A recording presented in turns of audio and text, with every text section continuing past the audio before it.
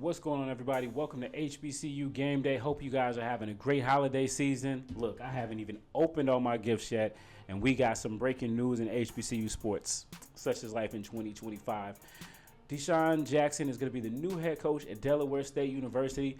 We're going to talk about what that means in just a second, but before we do that, please, if you have not hit that subscribe button, please do that. And then also, if you have, and even if you haven't, hit the like button so that this content can go out to as many people as possible. Both help the channel, and we really appreciate it.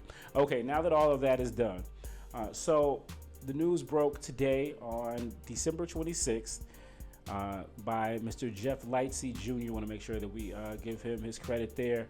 He tweeted out that there was a former NFL player that may be taking over the opening at Delaware State University, and a few hours later, he tweeted that it would be DeSean Jackson, which the irony we'll discuss in just a second. We're literally just coming off the heels. Like, I just got back from Virginia checking out Michael Vick's introductory press conference, another former Philadelphia Eagle.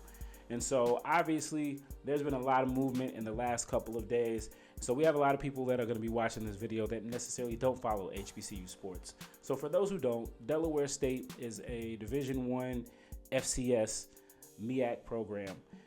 They are out of Dover, Delaware, and they have a history of winning in football, but not really recently. It's been nearly 2 decades since their last MEAC title, and if that doesn't tell you enough about where the state of the program has been, they have not recorded a overall winning record since 2012, and now we're heading into 2025. So there is a lot of work ahead. They just fired their most recent hire, who they hired, believe it or not, in 2022. They fired Lee Hull as their head coach. So he went 2-21. That'll get you fired in a lot of places. Delaware State, though, again, as we've said, they have perennially been down in the MEAC over the past 15, 18 years. And so it's not like he would have been the first. It's not like it's a place where winning is easy, right?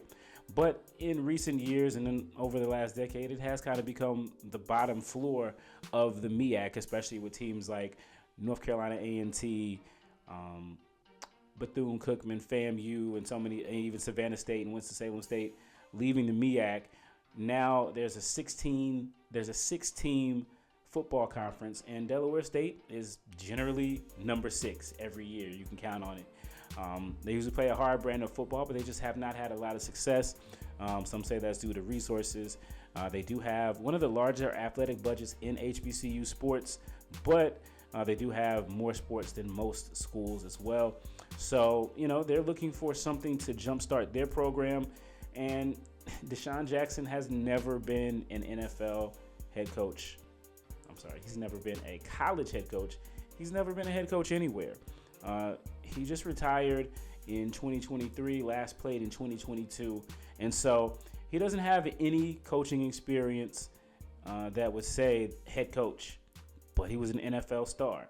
And increasingly, that's become more than enough for administrators at HBCUs to give you a chance. Mike Vick, we just, again, had his hire. Not only was he being vetted for Norfolk State, they approached him, but he was also being looked at by Sacramento State. Again, never had any coaching experience, but this is kind of the thing. And, for better or worse, it always goes back to the hire of Deion Sanders. Back in 2020, he was hired as the head coach at Jackson State football, which has a very long history of being a powerful program, has the best fan base in the FCS according to numbers. Delaware State's kind of on the opposite end of that. So, people will want to compare. And as we talked about just a couple of days ago, when I came back from the Michael Vick press conference with Wilton Jackson and Tyler Carr, you can catch that on our YouTube page. We talked about how people will always want to compare them to him, but every situation is different. And DeSean Jackson, as far as there are 21 HBCUs that play Division I football in the MEAC and SWAC, and then a couple independents.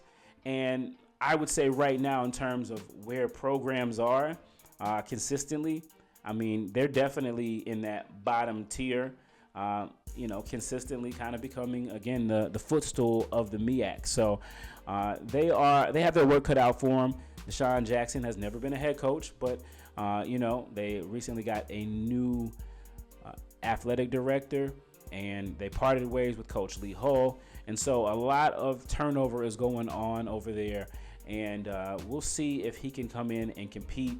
And it's interesting, again, we're talking about DeSean Jackson being hired as the head coach of Delaware State University. It's interesting, the last two hires that have been quote-unquote celebrity hires come from the Mid-Eastern Athletic Conference, the MEAC. Deion Sanders, when he came through and he got hired, and then you heard about Ed Reed, obviously getting the job at Bethune-Cookman but not being able to secure it. You heard the names like Ray Lewis and things like that. The MEAC and all those teams are in the SWAC. The MEAC has kind of been the opposite of that, the old school ball coach, we pull ourselves up by our bootstraps type of thing, personified by, coaches like Oliver Buddy Pugh at South Carolina State previously, Trey Oliver over at North Carolina Central, and then also Chennis Berry over at South Carolina State, who took over for Buddy Pugh. So that's kind of what we've seen. And then you've got coaches like Damon Wilson, who coaches at Morgan State, who came up from the Division II ranks. And the predecessor to Michael Vick, Dawson Odoms, he's another HBCU lifer. But, we're starting to see that, there are some benefits to this. Obviously the most recognizable instance of this has been Deion Sanders. But if you look beyond Deion Sanders, you look over at Tennessee State. Tennessee State is another program with a proud history, but they have fallen off in recent years. And similar to what happened with Michael Vick, he was pursued by Tennessee State University officials. And at first he didn't even really want to coach, but he decided to do it.